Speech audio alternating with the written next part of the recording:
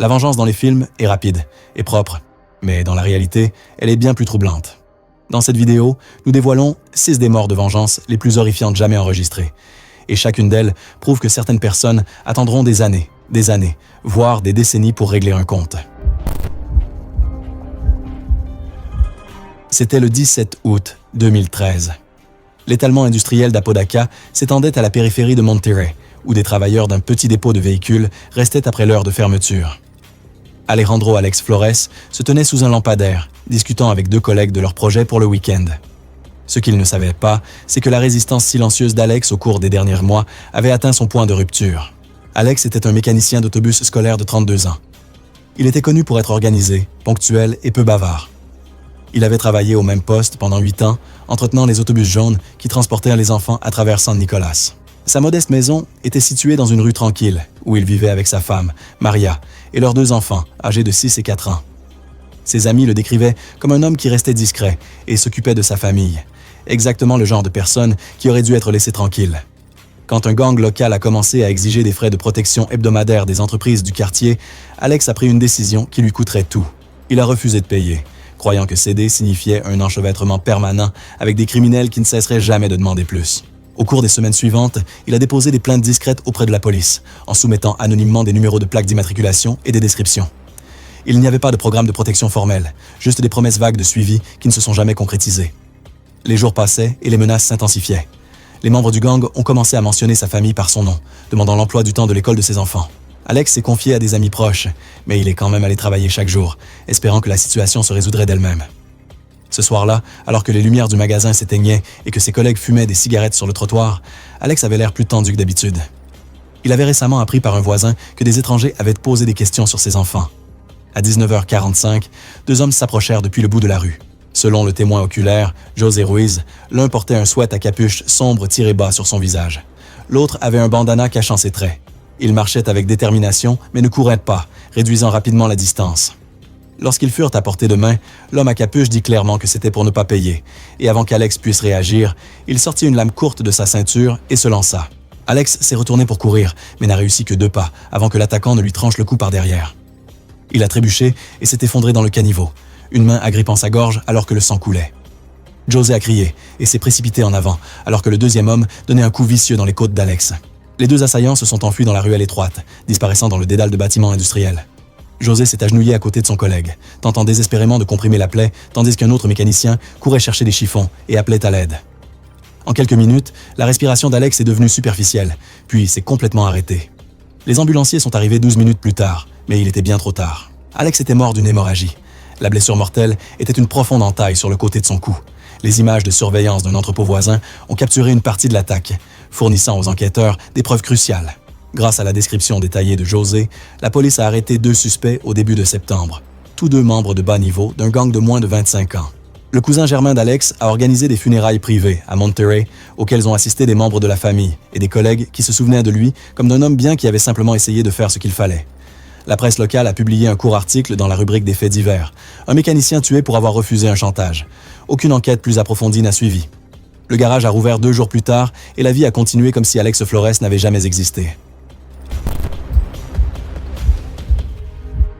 C'était le 5 avril 2014. Un samedi soir gris tombait sur South Bristol. Sarah Milton tourna le coin vers sa porte d'entrée, son sac de bibliothèque en toile heurtant doucement sa hanche, alors que les lampadaires s'allumaient dans le crépuscule. Ce qu'elle ne réalisait pas, c'était que quelqu'un avait attendu ce moment précis. Sarah n'était pas du genre à se faire des ennemis. La bibliothécaire à temps partiel, de 45 ans à l'école primaire de Redfield, était connue pour sa manière calme, posée et sa douceur avec les enfants. Elle vivait seule dans une modeste maison mitoyenne après son divorce 3 ans plus tôt, mais restait proche de sa sœur, Claire, et de ses 2 jeunes nièces. Ses amis la décrivaient comme quelqu'un qui évitait les confrontations et préférait la calme compagnie des livres aux complications du drame adulte. 1 an plus tôt, le monde paisible de Sarah avait été bouleversé lorsqu'une de ses nièces avait fait un commentaire troublant lors d'une soirée pyjama. La fille de 8 ans avait mentionné quelque chose d'inapproprié à propos de son beau-père, le beau-frère de Sarah, Marcus Webb. Sarah a passé des nuits blanches à se demander quoi faire avant de finalement signaler l'incident aux services sociaux. Elle savait que les conséquences seraient dévastatrices, mais protéger sa nièce comptait plus que l'harmonie familiale. L'enquête qui a suivi a déchiré la famille. Marcus a été arrêté et inculpé, mais l'affaire s'est effondrée au procès, faute de preuves suffisantes. Il a été acquitté après que la défense ait réussi à faire valoir que le témoignage de l'enfant n'était pas fiable. Marcus a publiquement affirmé que sa vie avait été ruinée par de fausses accusations, perdant son emploi et faisant face à la suspicion de la communauté. En privé, il a reproché à Sarah d'avoir détruit tout ce qu'il avait construit. Dans les semaines suivant le procès, Sarah a essayé de reprendre ses routines tranquilles. Elle a catalogué des livres, aidé des lecteurs en difficulté et maintenu son calme professionnel. Mais ses voisins ont dit plus tard qu'elle était devenue méfiante, vérifiant 2 fois les serrures, s'arrêtant en rentrant chez elle après la tombée de la nuit, jetant plus souvent des coups d'œil par-dessus son épaule. La rupture familiale l'avait laissée isolée, coupée de sa sœur qui avait choisi de croire aux dénégations de son mari. Ce samedi soir-là, Sarah était restée tard à la bibliothèque de l'école, organisant les nouvelles arrivées pour les cours de lundi. Au moment où elle a atteint son quartier, le crépuscule s'était installé et une légère bruine avait commencé. Alors qu'elle s'approchait de son porche, elle remarqua une silhouette portant un sweat à capuche gris traînant près de l'arrêt de bus. Elle hésita, les clés à la main, mais l'homme ne bougea pas. Se rassurant que ce n'était rien, elle déverrouilla sa porte d'entrée. Selon le témoin, Emma Hayes, qui vivait de l'autre côté de la rue, la silhouette traversa la route en courant légèrement et atteignit la porte de Sarah en quelques secondes. Avant que Sarah ne puisse fermer la porte derrière elle, l'homme a levé un petit pistolet et a tiré 2 fois à travers l'ouverture étroite. Les coups ont résonné dans le quartier tranquille. Une balle a frappé Sarah à la poitrine, l'autre au visage. Elle est tombée en arrière à travers la porte. Emma regarda avec horreur alors que le tireur repoussa le corps de Sarah avec son pied, la faisant dégringoler les quelques marches du perron pour atterrir face contre le béton. Emma cria et appela les services d'urgence, tandis que son fils adolescent attendait que l'homme parte avant de traverser la rue avec une serviette, essayant désespérément de comprimer l'hémorragie. Un autre voisin a apporté une couverture, mais Sarah était déjà au-delà de toute aide. Elle n'a jamais repris conscience. La police est arrivée en 7 minutes, mais les ambulanciers ont déclaré Sarah morte sur place. Le rapport du coroner a listé la cause du décès comme un traumatisme crânien massif et une blessure par balle fatale à la poitrine. Dans les 48 heures, les agents ont arrêté Marcus Webb dans un appartement à Bedminster, où ils ont récupéré des vêtements correspondant à la description d'Emma et un pistolet plus tard confirmé correspondre aux preuves balistiques de la scène. Des résidus de tir ont également été trouvés sur les mains de Webb, bien que les enquêteurs aient noté leur valeur probante limitée par rapport à la correspondance balistique. Les funérailles de Sarah Milton ont eu lieu le vendredi suivant à Seine. L'église de Luc est à quelques pâtés de maison de l'école où elle avait travaillé. Des dizaines d'enfants, de parents et d'anciens collègues ont assisté, déposant des marguerites et des grues en papier à côté de son cercueil. Dans les jours qui ont suivi, les autorités ont confirmé que Marcus Webb serait accusé de meurtre et de possession d'armes à feu. Le procès a commencé 6 mois plus tard. Mais pour Sarah Milton, la justice arriverait trop tard. C'était le 14 septembre 2015. La ruelle étroite derrière le marché de Howrah bourdonnait des derniers mouvements de la journée. Amir Ali, un tailleur de 27 ans, a éteint l'ampoule nue à l'intérieur de son atelier et est entré dans l'allée qui prendrait sa vie. Amir n'était qu'un artisan avec des mains sûres et une clientèle croissante qui louait un petit local au rez-de-chaussée, travaillant de longues heures à coudre des saris, des uniformes scolaires et des pantalons pour hommes bon marché. Les clients le décrivaient comme poli et sérieux, toujours sous-facturant les habitués. Ses doigts calleux se déplaçaient avec précision et habitude sur le tissu, construisant une vie modeste, une couture à la fois. Mais 3 mois plus tôt, tout a changé. Un gang de rue avec des liens à un conseiller local a approché Amir avec une proposition qui détruirait son existence paisible. Ils ont exigé qu'il aide à faire passer des fonds de campagne à travers de fausses commandes de couture, un stratagème courant dans le monde politique souterrain de Kolkata. Amir a refusé, ne voulant pas compromettre son intégrité pour de l'argent sale. Les conséquences sont vite arrivées. Des affiches sont apparues près de son magasin le traitant de traître au quartier. Un vendeur de thé local lui a conseillé de rester prudent. Des amis lui ont conseillé de déménager, mais Amir est resté. Il a dit aux voisins qu'il ne se laisserait pas intimider et qu'il ne quitterait pas la vie qu'il avait bâtie de ses propres mains. Cet après-midi de lundi, Amir a travaillé jusqu'à un peu après 5 heures. Alors qu'il abaissait le store en tôle à mi-hauteur, il a salué Sumita Sharma, une veuve qui vivait dans l'unité voisine. Elle sourit et commença à fermer son portail. Ni l'un ni l'autre ne virent les 2 hommes en attente. Sumita l'entendit d'abord, des voix élevées, le raclement du métal contre la pierre. Lorsqu'elle sortit, elle vit Amir se faire entraîner dans le passage étroit par 2 hommes en jeans et sandales. Un portait un bandana sur la bouche. Ils ont plaqué Amir contre le mur à côté de sa machine à coudre. Il s'est débattu désespérément, bloquant le premier coup d'une barre métallique, se dégageant de leur emprise.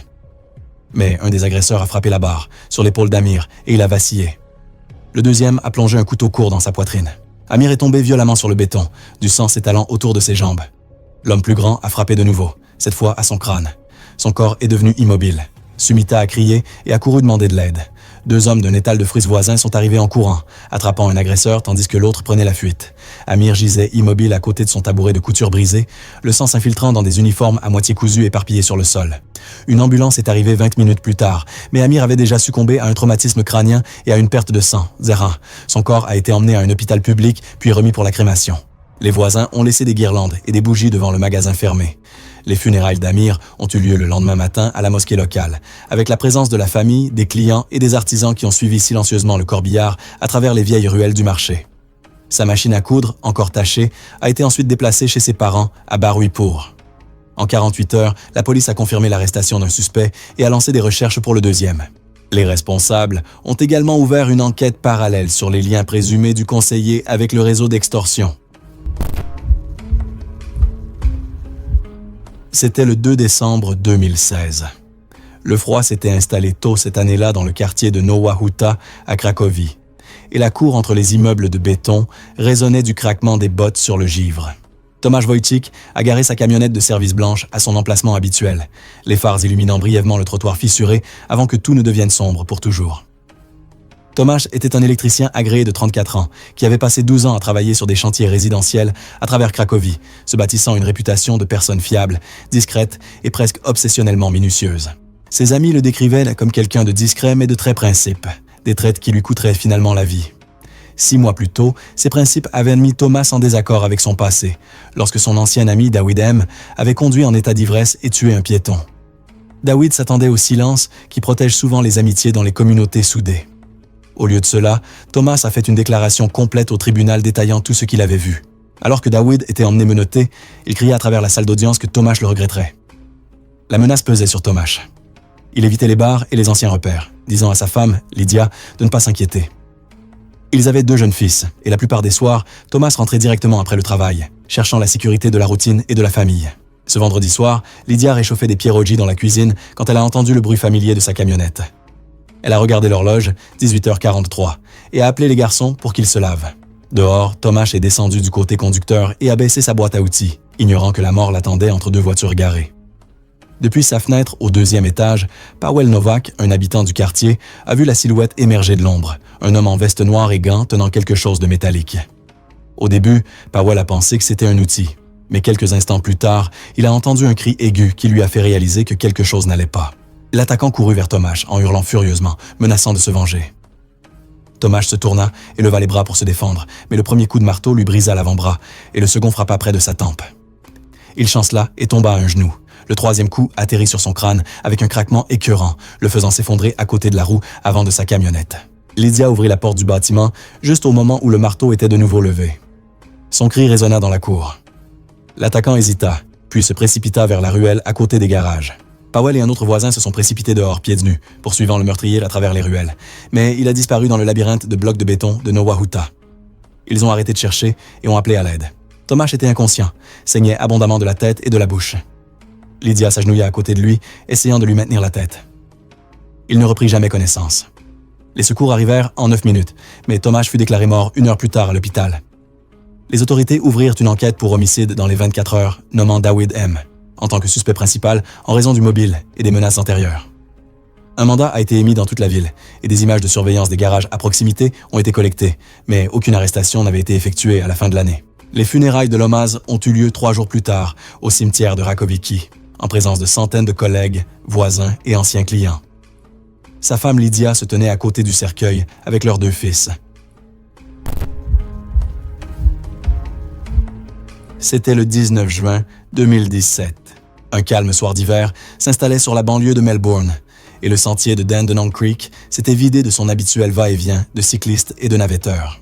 Grace Thompson courait seule le long d'un chemin boisé, son souffle visible dans l'air froid, écouteurs dans les oreilles, veste remontée jusqu'au cou, inconsciente qu'elle se dirigeait vers ses derniers moments.